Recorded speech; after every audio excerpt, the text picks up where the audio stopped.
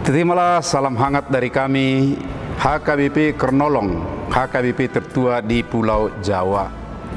Bapak, Ibu, dan Saudara yang dikasihi oleh Tuhan Yesus Kristus, sebelum kita mendengar firman Tuhan pada malam hari ini, mari kita sejenak berdoa. Allah Bapa di dalam Yesus Kristus Tuhan kami, terima kasih penyertaan-Mu sepanjang hari, dan kami boleh bekerja.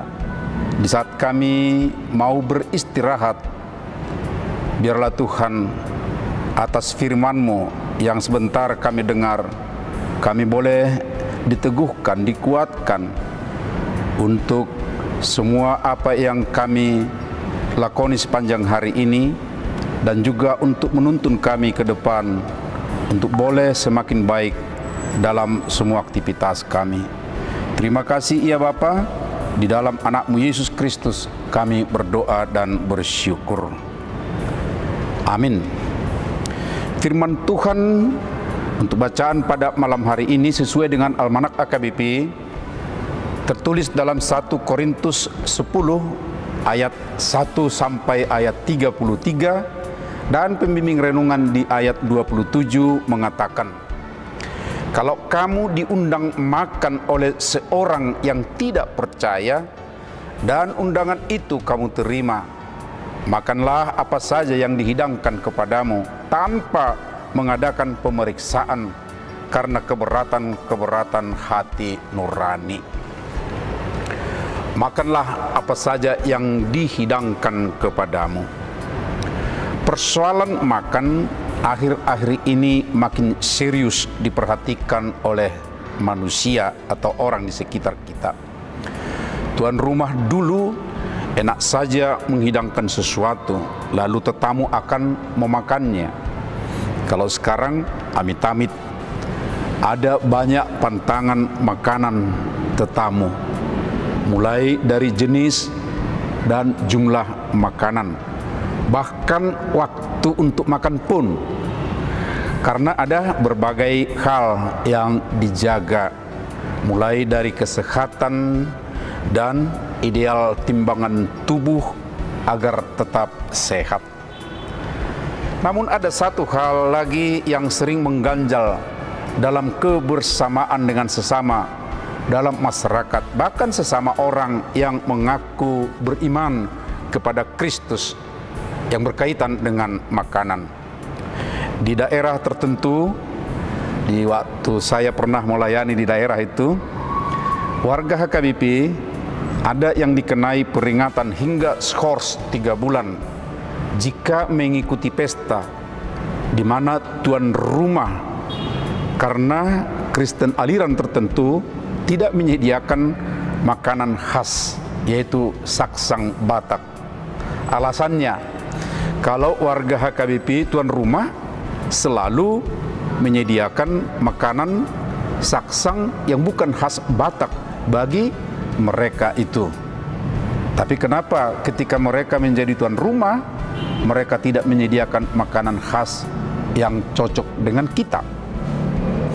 Syukur kemudian Preses HKBP di daerah tersebut menjelaskan bahwa soal makanan yang dihidangkan oleh tuan rumah, sebagaimanapun itu, asalkan bukan makanan yang sedang dan menjadi makanan sesajen kepada berhala tertentu, beda dengan makanan yang dipersoalkan di daerah yang tersebut di atas. Sebab bukan soal makanan yang dipersembahkan kepada berhala. Perbedaan mereka hanya karena tidak menyediakan makanan khas tertentu.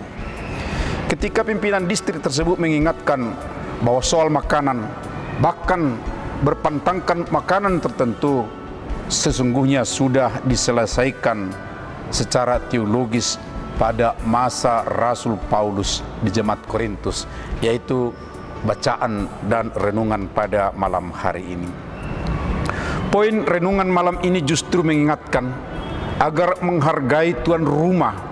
Apa yang dapat disediakan jika bisa dimakan, hanya satu kuncinya, bahwa makanan itu bukan makanan yang diserahkan kepada berhala.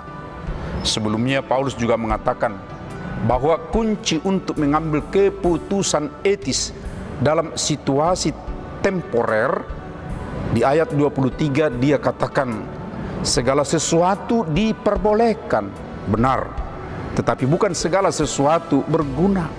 Segala sesuatu diperbolehkan, benar, tetapi bukan segala sesuatu membangun. Boleh saja asalkan berguna dan membangun, itu prinsipnya. Berkaitan dengan makanan, jika makanan itu berguna untuk kesehatan, memperbaiki gizi dan membangun kebersamaan yang baik dengan sesama saudara, teman, dan untuk kemuliaan Tuhan, boleh saja dilakukan. Sobat, bersyukurlah sebab bagi kita tidak ada pantang makanan karena iman. Makanan adalah juga sarana untuk bina hubungan baik dengan sesama manusia. Namun bukan berarti asal makan dan makanan, melainkan harus yang berguna bagi kesehatan dan membangun kebersamaan dan kemuliaan untuk Tuhan saja. Amin. Mari kita berdoa. Kiranya dengan roh-Mu ya Tuhan, nurani kami terbuka untuk mengingatkan kami agar saling menghargai sesama dan memuliakan nama-Mu, termasuk melalui makanan dan minuman bersama, serta sebagai kebutuhan hidup sehari-hari kami. Terima kasih ya Tuhan, di dalam anak-Mu Yesus Kristus. Anugerah Tuhan Yesus Kristus, kasih setia Allah Bapa, serta persekutuan dengan Roh Kudus menyertai kita semua. Amin.